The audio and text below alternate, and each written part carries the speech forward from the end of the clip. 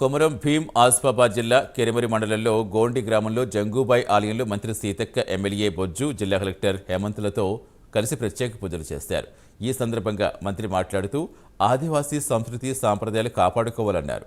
ఆలయ పరిసర ప్రాంగణంలో త్రాగునీటి వసతితో పాటు భక్తులు బస చేసేందుకు రూములు, వీధి దీపాలు, రోడ్డు సౌకర్యం కల్పించాలని పలువురు గ్రామస్తులు మంత్రిని కోరారు. వాటిని తక్షణమే పరిష్కరించే దిశగా కలెక్టర్ల సమస్యలు చర్చిస్తామని తెలిపారు. రవాణా సౌకర్యం కోసం ప్రభుత్వం దృష్టికి తీసుకెళ్లి పరిష్కరించే విధంగా చర్యలు తీసుకుంటామని హామీ ఇచ్చారు. జాతర నిర్వహించేటువంటి ప్రాంగణానికి ఈ గుహల్లో అత్యంత చీకటిగా ఉన్నటువంటి గుహల్లో దీపం రూపంలో వెలుగుతున్నటువంటి మహా దేవత అడవితో, గుట్టలతో, పుట్టలలో మరి కొలువుదీరి లక్షలాది మంది ఆదివాసీలకు, ఇతరులకు కూడా దైవంగా విరాజిల్లుతున్నటువంటి ఆ తల్లి జంగుబాయి జాతరకు ఈ తల్లి కొలువుదీరినటువంటి ప్రాంతానికి రావడం నాకెంతో సంతోషాన్ని, అదేవిధంగా అదృష్టంగా భావిస్తూ ఉన్నాను.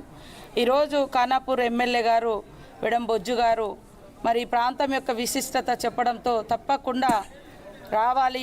ఈ యొక్క మాసంలో మరి ఆదివాసీల జాతరలన్నీ కూడా ప్రారంభమవుతాయి. ఇక్కడికి వస్తే మరి జంగుబాయి, అటుపోతే కేశలాపురము, ఇంకా నాగోబాతో పాటు మా దగ్గరకు వస్తే నెక్స్ట్ మరి ఫిబ్రవరిలో సమ్మక్క సారలమ్మ, ఆ తర్వాత వేలాది ఊర్లలో ఉన్నటువంటి చిన్నదే జాతరలు, పిల్ల జాతరలన్నీ కూడా మరి నిర్వహణ జరుగుతూ ఉంటుంది.